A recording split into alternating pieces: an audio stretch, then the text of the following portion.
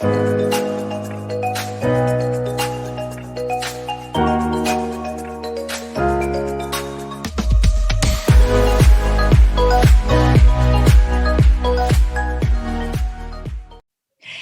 and welcome to Your Killer Life, a podcast where we talk all things breast cancer. I'm your host, Tammey Woodford, and today we are talking with Dorothy Paredes. Dorothy, I probably said your last name wrong, so you're going to have to correct me. You are a 42-year-old, 3-time cancer survivor, an author, a speaker, and you have started a nonprofit, the Atrium Foundation, to help cancer survivors financially, which is a huge challenge for anyone who has been through this. But goodness, I know that there's so much more that you can tell us about you. So take a moment, please, to introduce yourself. Yeah, thanks so much, Tammey.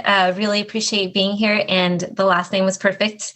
I'm a 3-time cancer survivor. I actually have the BRCA gene. I was diagnosed with breast cancer when I was 26, and that's how I found that I had the gene. And then I was diagnosed when I was 36 and 38 with ovarian cancer. And I wrote my first book, only book that I've written, 26 and Fucked. It's about my cancer story at 26 and all of the, crazy, messy, shitty things that happen from getting a diagnosis. Any cancer diagnosis really, I think, has its toll, on people, their families, their lives, your decisions. So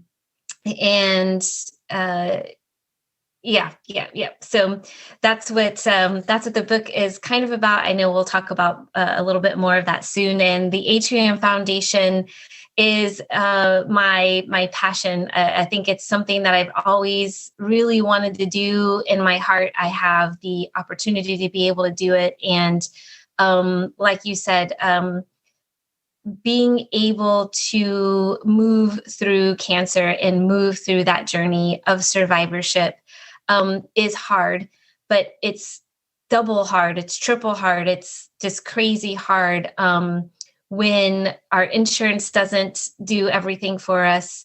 Right. When people may be out of jobs, you may be living paycheck to paycheck, you have a family, you have life responsibilities. And that's what we aim to do, is to be able to help alleviate some of that stress, alleviate some of that uncertainty. So that way people can focus on healing in their journey with their families.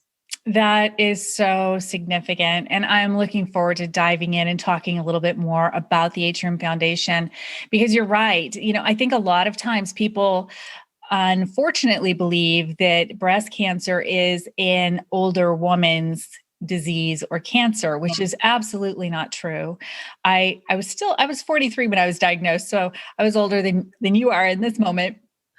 But I have spoken with so many thrivers who were diagnosed and are in their 20s. And it's really kind of amazing. So, you work through it. The bill, it is not one of the affordable diseases. No, it's not. It's insane, quite frankly. Yeah. It's insane. I think to kind of touch on a couple things, you're right. Breast cancer, when I was 26, it was in 2005.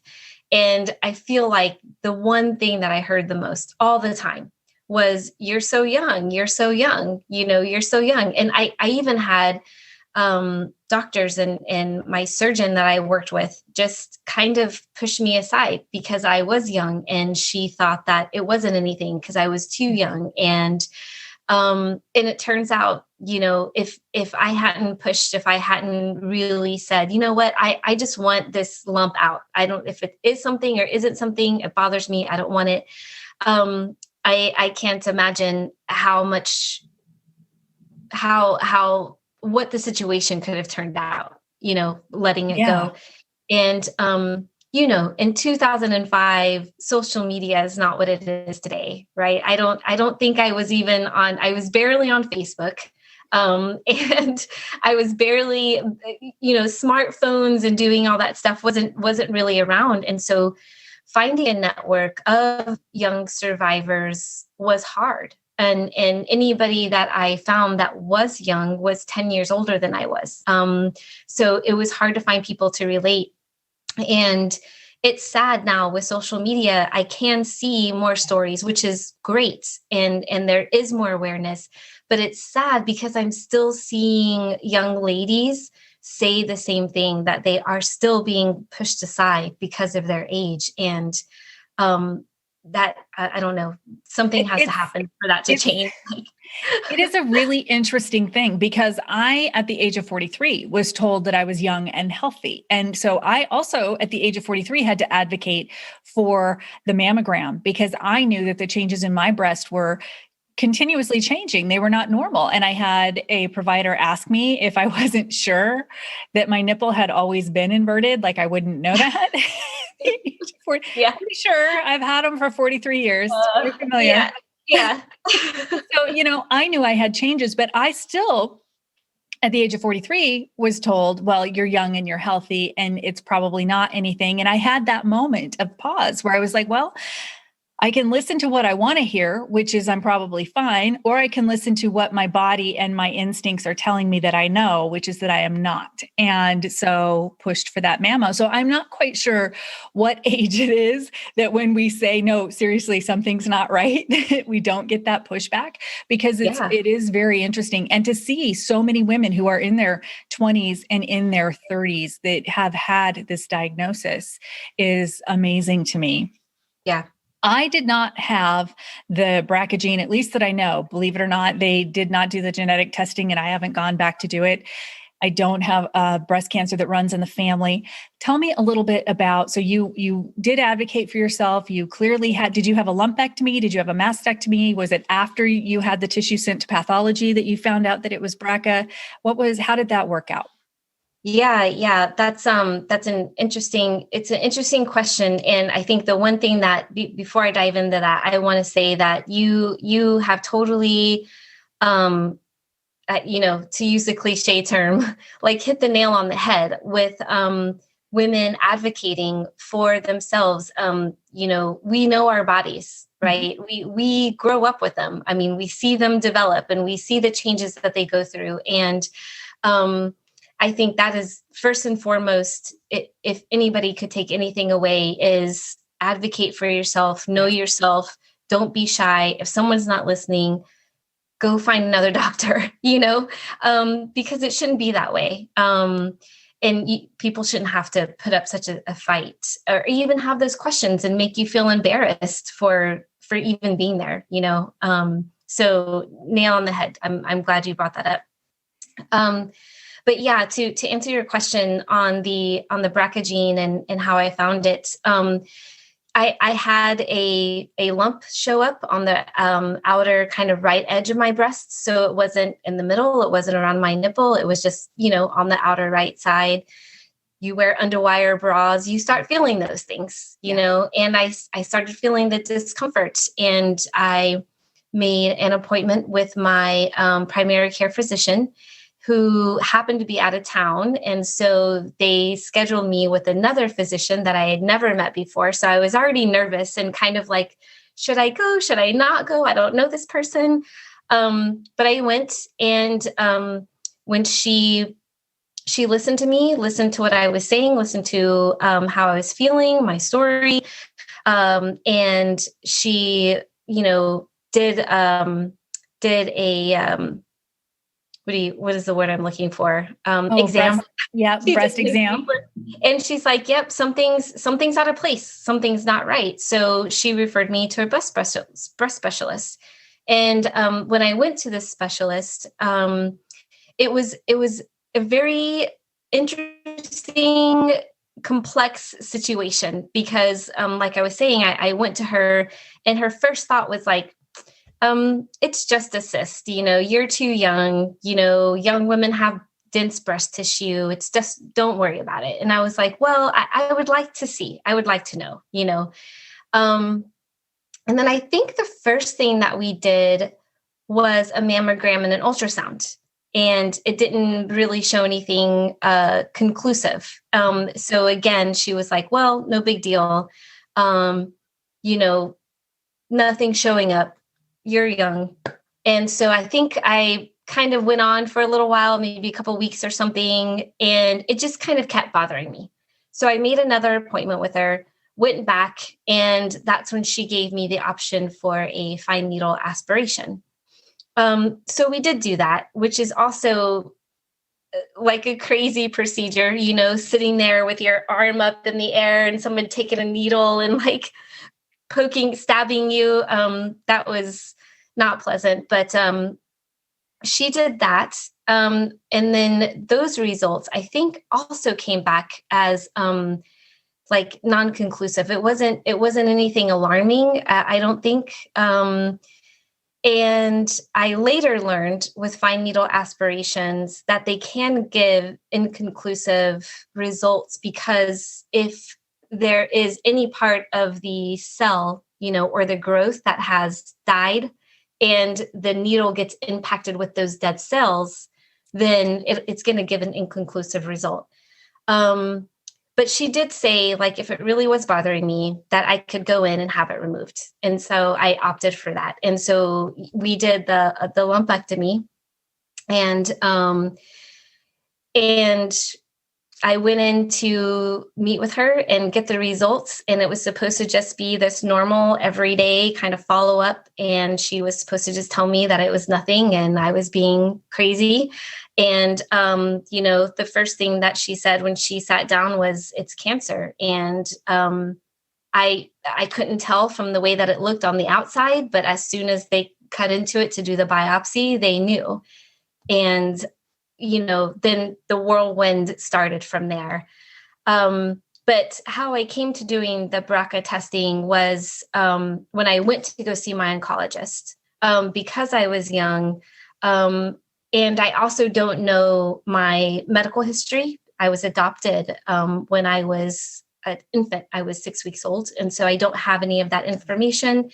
That's when my oncologist presented me with, I would like for you to do this because I think it would help us understand your long-term plan, you know, things that we have to be aware of, but also to know, you know, we just didn't have the information. So I opted to do the BRCA testing at the time. And that's how I came to find that I had, unfortunately, the gene for both breast and ovarian cancer.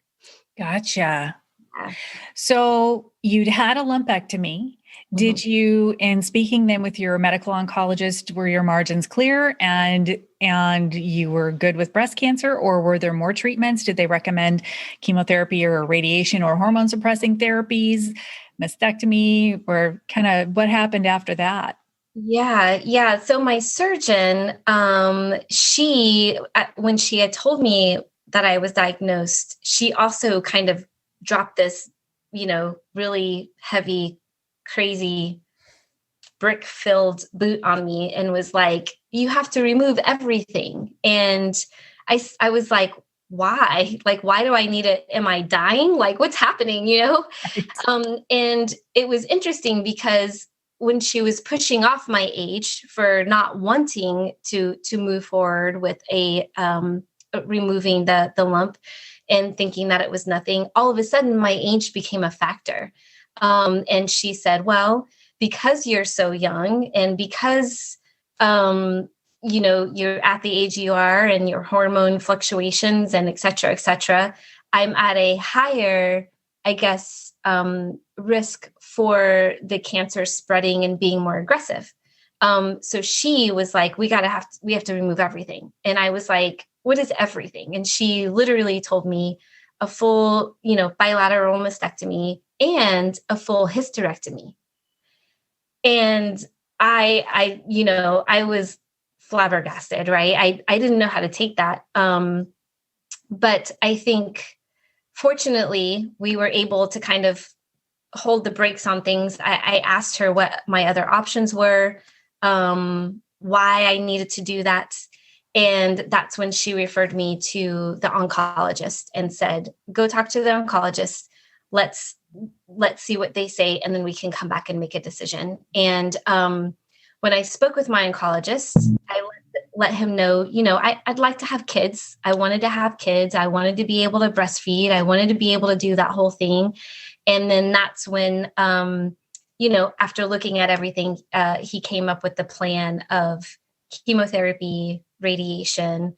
But since I wasn't having the mastectomies, and after we had found out I had BRCA, the treatment was going to be like I was at a very advanced stage of cancer. I think when I was diagnosed, I was a stage 1B or something. It was invasive ductal, and but it hadn't spread. It did not spread throughout my lymphatic system or anything else. It was still, right, pretty there. But because I was young and because I wasn't doing mastectomies, I had to do a full round of carboplatin and Taxol. And then I think it was about 30 days of radiation, but fortunately I didn't have to do any hormone therapy.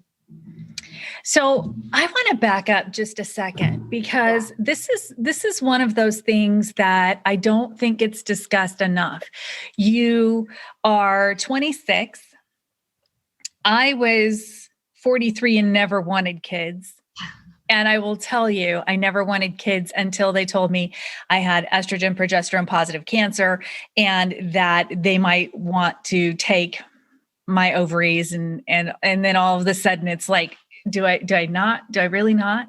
But at 26, so this is huge. And I really do want to pause for a second, because one of the things that I haven't actually talked about much on even this podcast is fertility preservation and having those conversations, because there is no action without reaction in the breast cancer world. I'm sure in any cancer world with any medical procedure, but this is the one I know.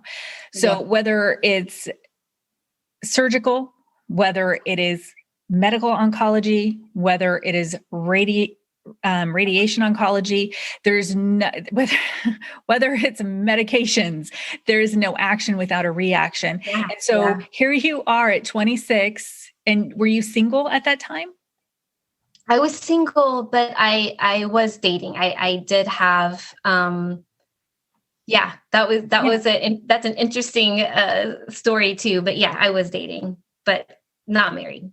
Okay. So 26, all of this news, decisions you have to make that are truly life altering in addition to life changing.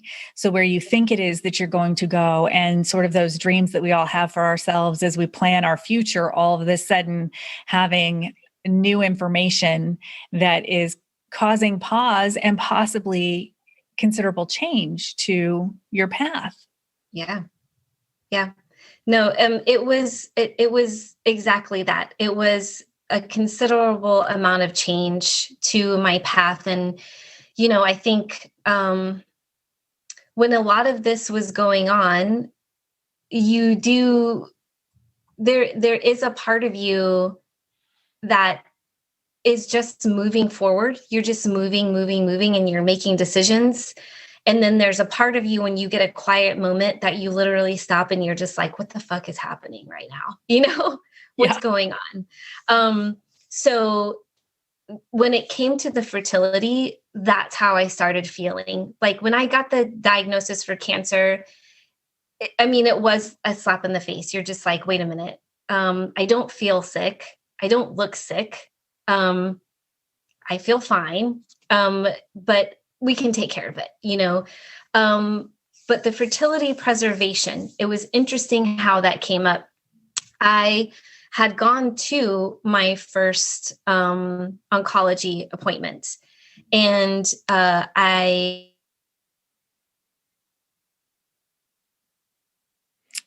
just lost your audio. Nope.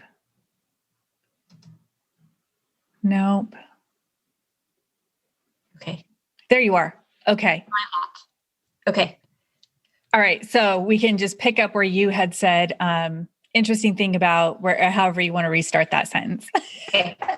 Okay. So okay. Is it choppy? Is it too choppy? Can you hear me okay though? I can. Mm-hmm. Okay. So yeah, I'll pick it up now and I'll say, yeah, it was an interesting way that came about, the fertility preservation. When I went to my very first appointment with my oncologist, the guy that I was dating at the time had gone with me. And my oncologist was telling me everything about the treatment, what was going to happen, how I was going to feel, the side effects. And I think at some point in time, I kind of maybe, I don't know, just kind of blacked out a little bit because there was so much information to try to process.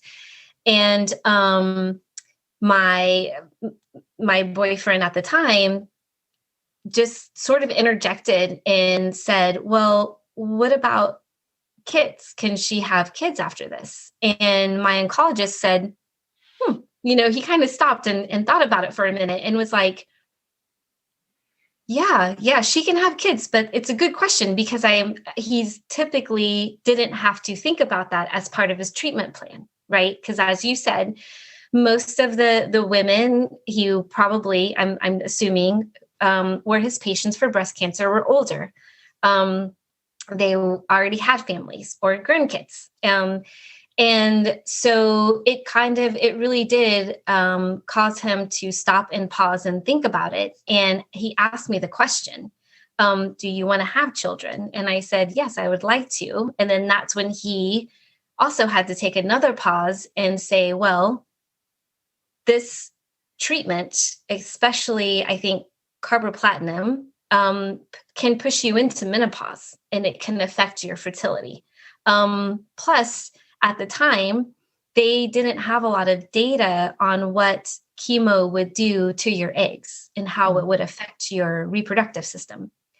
And that was, a shock, right? Sitting there at 26, having to think about this, then having to know that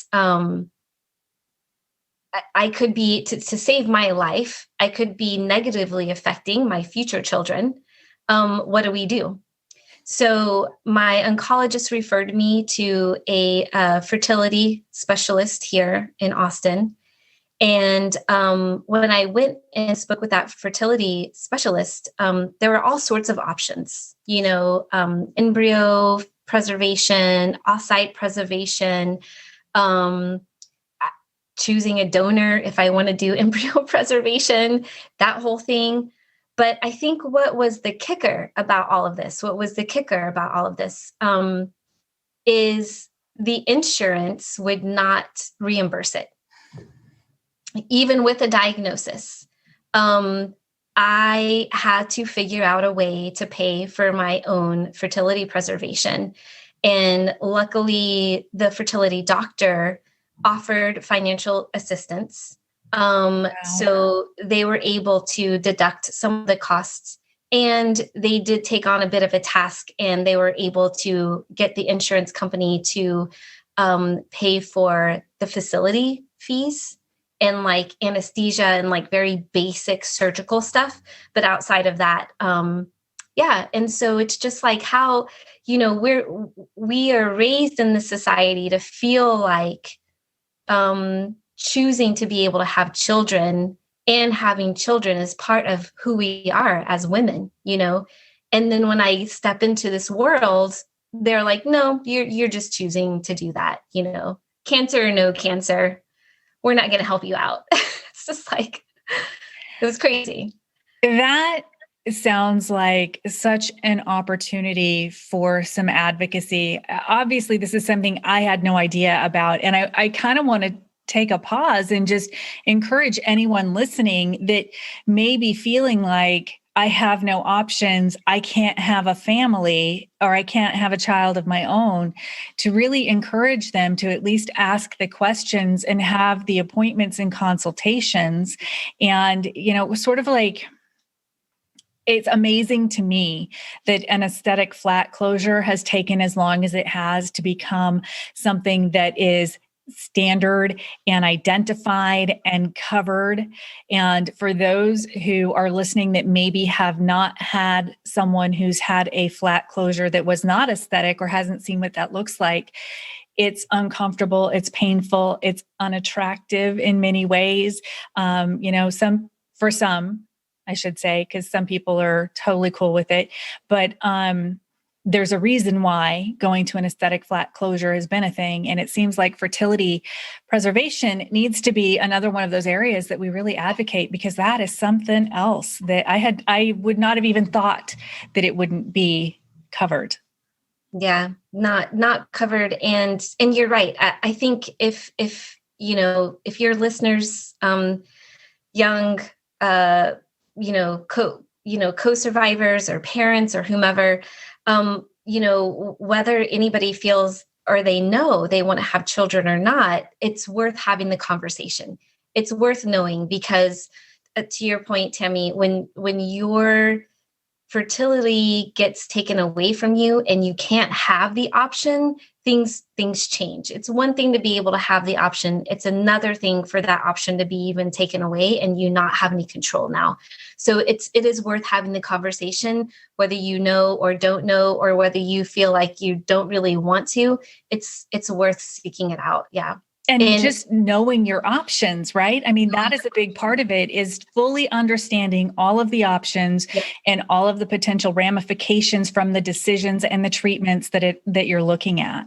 Exactly. And there are so many things that we can't control. And, long story short, I still didn't want kids. And yet that was one more loss I was facing. And it was one more decision that was truly being taken away that made me be a little more introspective and asking myself, are you sure that that's not what you want? So, and that again was at 43 versus, being in my 20s or my 30s.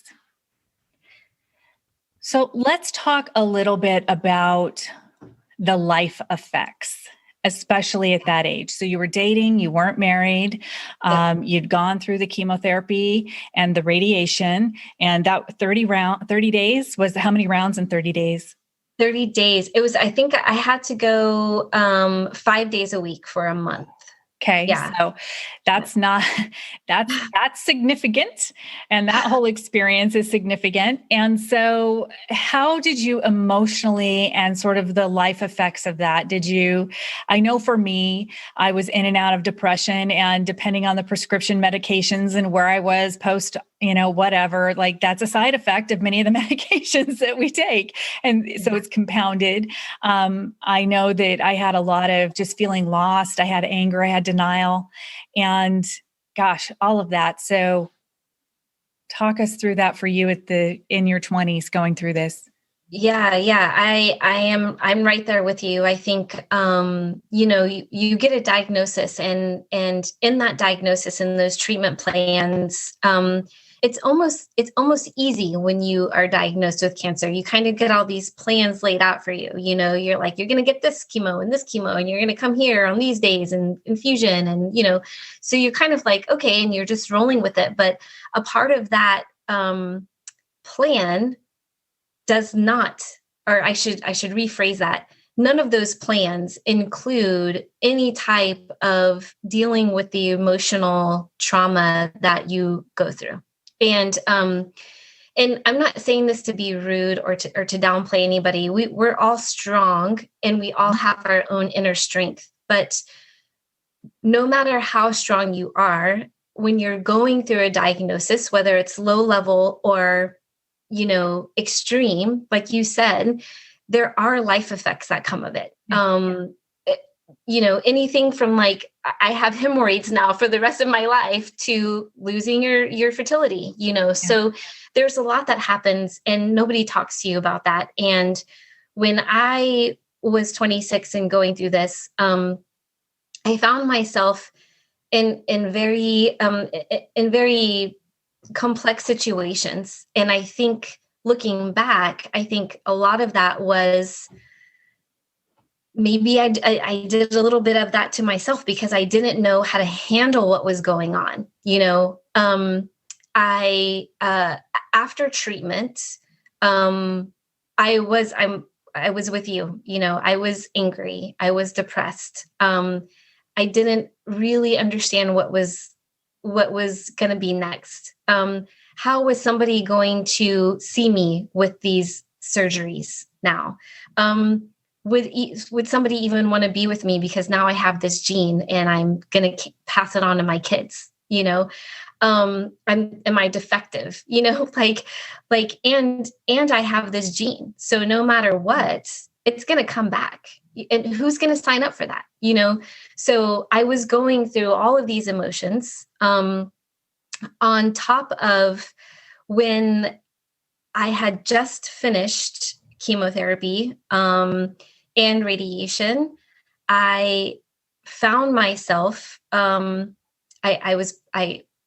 ended up becoming pregnant, and it was happy, but it was also scary.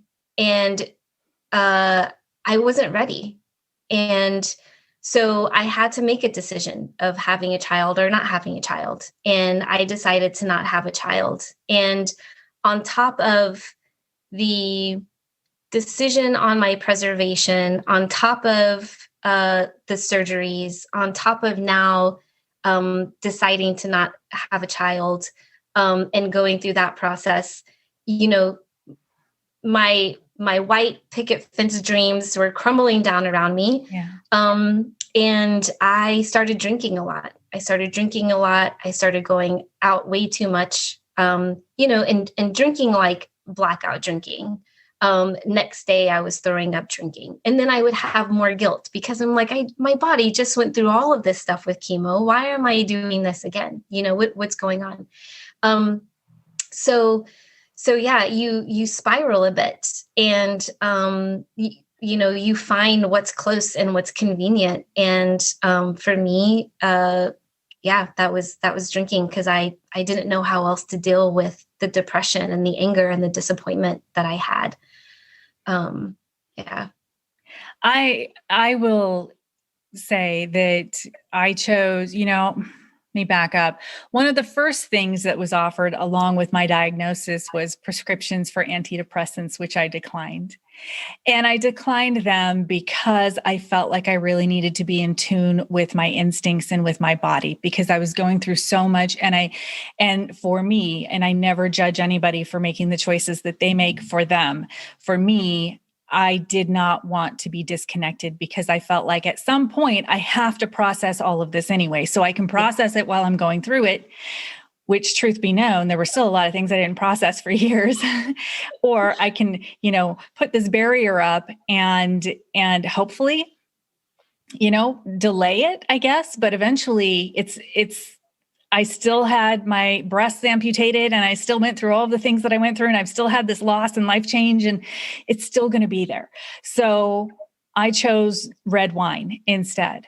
And that was my quote unquote drug of choice when it came to dealing with my depression and my anger, my denial, my loss.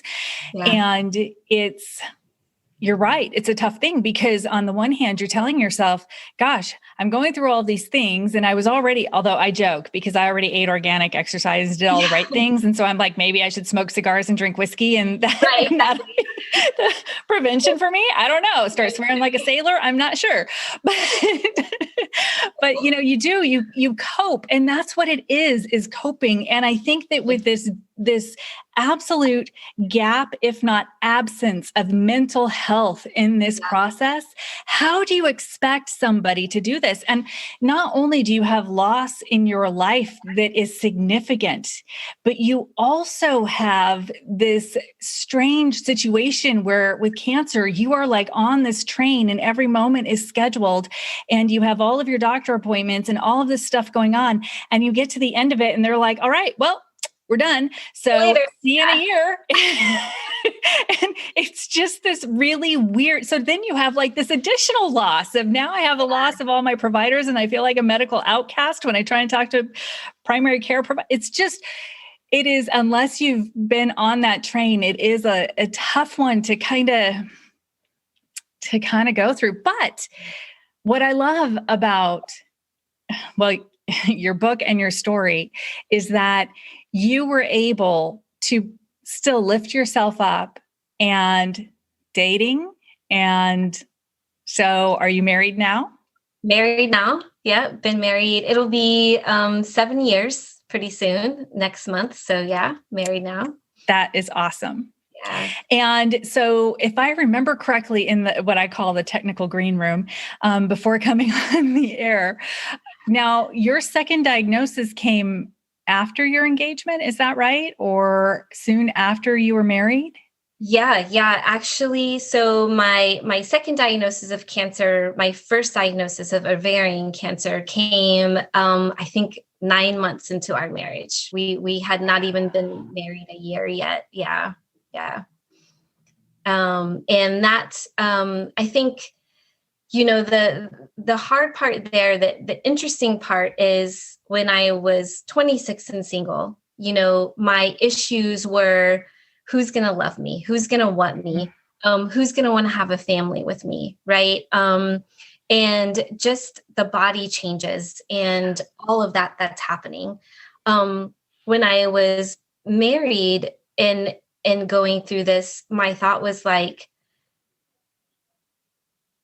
holy shit, like I don't want to miss this relationship and what we're building. But I also just felt I felt bad. I felt bad for my husband having to be so newly married and now having to be in this situation where I knew it was going to happen sooner or later. And it was almost like clockwork. I remember my oncologist and my surgeon saying, well, if you're not going to do, if you have BRCA and you're not going to do a hysterectomy now, and you're not going to do mastectomies, then I think I was told that I had to have everything removed by 35. And so if I was going to have kids, that I had to have all the kids I wanted to have and have everything removed by the time I was 35. Right. And then like a couple years later, they moved it out to like 36 to 38. And then it was almost like clockwork, 36 and then like ovarian cancer. Congratulations. It's like, but yeah, I felt my frame of mind was different because I felt bad for what I was putting my husband through. But I also, I think now worried, not in a fearful way, like, but more worried about dying because of what that was going to do to my new husband, Yeah. I absolutely understand that. My first husband and I did not survive my diagnosis, and we were already having trouble at that point. And Griff stepped in and he fell in love before I did because I wouldn't let myself. Because for me, I was like, why would I do this to someone? Why would I invite someone into this kind of heartache?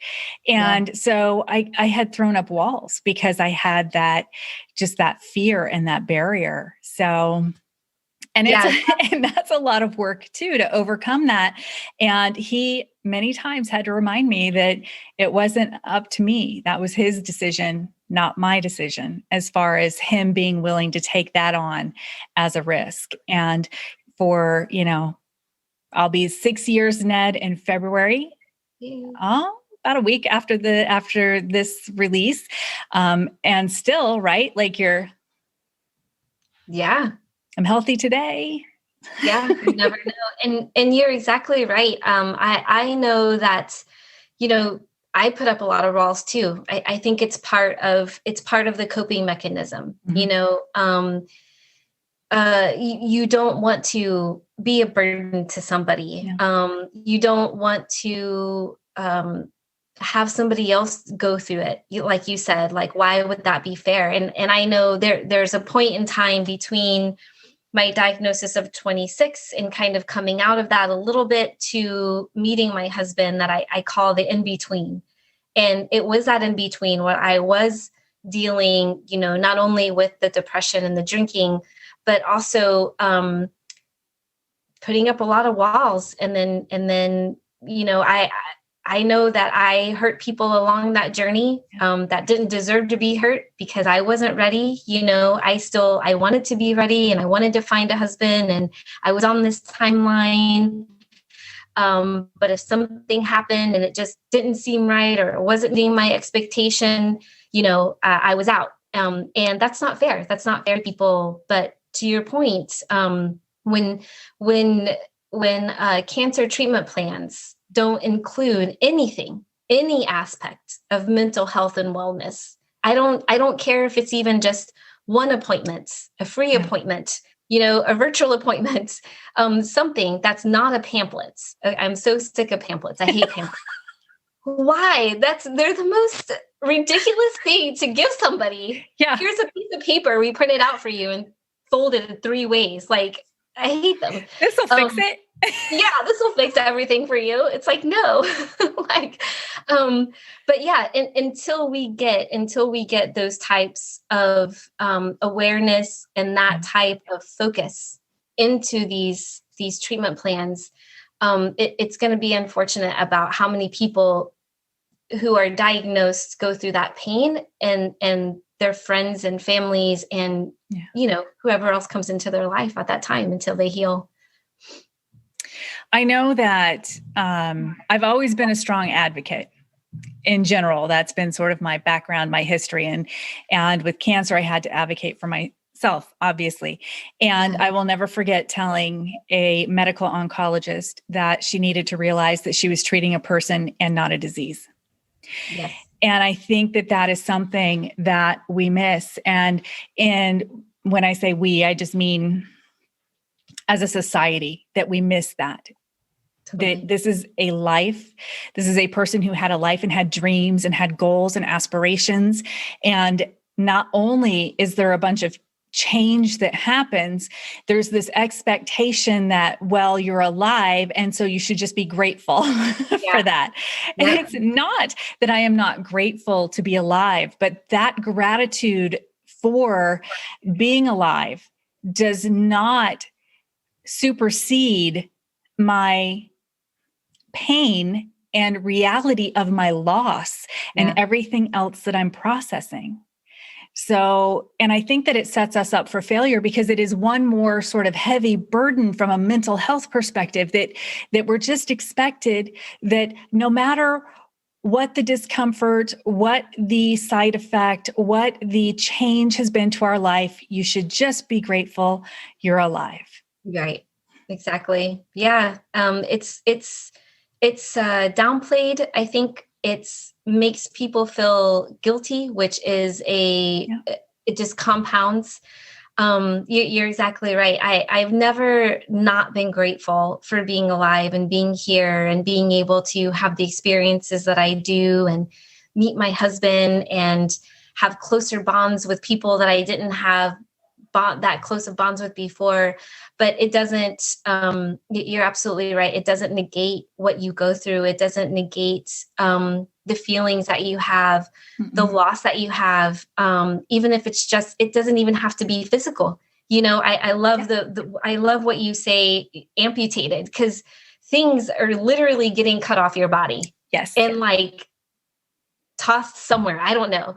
But it's just the complete disruption to the life that your path or the path that your life was on. Whether it was perfectly planned out or not, you were on a path, you were on a direction, and now that has been completely derailed. And, the image that comes to mind is the train that's going along this beautiful countryside on this wonderful train track. And then all of a sudden, somebody switches the train track in the front, and then the train is like, that's how it is. You can't negate that disruption. And I think that's the biggest gap. It's the biggest thing that is missing from how we treat cancer and helping people move through it. Yeah. I so wholeheartedly agree that gratitude does not remove the right that you have to mourn every loss and process every loss. Exactly. So your book title, I love, 26 and Fucked. Yeah. So tell us a little bit about your book. And you're also starting to pen a second one. Is that right? That's correct. That's correct. Yeah. So 26 and Fucked. the title has like a couple of meanings. One, just plain as it is. I mean, that's how I felt. I was 26 and I literally felt like I was fucked. Like all of these decisions, all the life changes, everything that came with it. I just felt like I was out there on a limb that was about to like, break at any moment. But also the significance of it is, I don't know if you've noticed, but in the spelling of fucked, there is the C that is the cent sign. Yes. And that signifies things that we've talked about here. One, not only the cost to ourselves, physically, emotionally, but also the cost to our pockets. Yeah. If you don't have insurance, it can be a huge cost. I mean, people lose homes, they go into debt. It's crazy, that somebody has to fight so hard to save their life. Sorry, I jiggled my table. I was fight so hard. I don't understand it. So 26 and Fucked is about, it's my story, my raw story. I dive into all the truths that were going on. I don't hide a lot of things. And it's my story on like you said, the life effects of a cancer diagnosis, how that affects you, from everything to dating and going out and hanging out with your friends and going to a coffee shop, to making these decisions about your fertility, to wrestling with, decisions of, oh, great, I'm pregnant, but I can't do this right now, and family disappointments. So it was my way to, I think, also do a couple of things. One, move past a lot of the trauma and the pain through writing and telling my story. I was very scared to put it out there. What are people going to think about me? Mm-hmm. Can I get a job after this? Yes, I don't know. So there is that, but also to help people know that they're not alone in that struggle. Like, my story is not going to be the same as everybody else's story, but what is going to be the same is that emotional trauma that we go through, those bad decisions, those good decisions, those indifferent decisions. It's not about that. It's not about good or bad. It's about what we did in that moment to move ourselves through what we were going through, and that it's not going to be pretty, and that's okay, because we get through it and we keep on moving. Yeah. And your second book, so you've started, I'm not even going to ask you to share a title in case you don't have it yet, and in case you haven't actually copyrighted it yet, but you've got your second one, and that story is going to be a continuation, but talking about now married and the recurrence and... Exactly. Yeah. I don't mind sharing, because it's not, it's not etched in stone. My thought is also to continue with the title of like 36 and Fucked, but I've had some suggestions, like 36 and Fucked again, or like something like that. Right? So any ideas?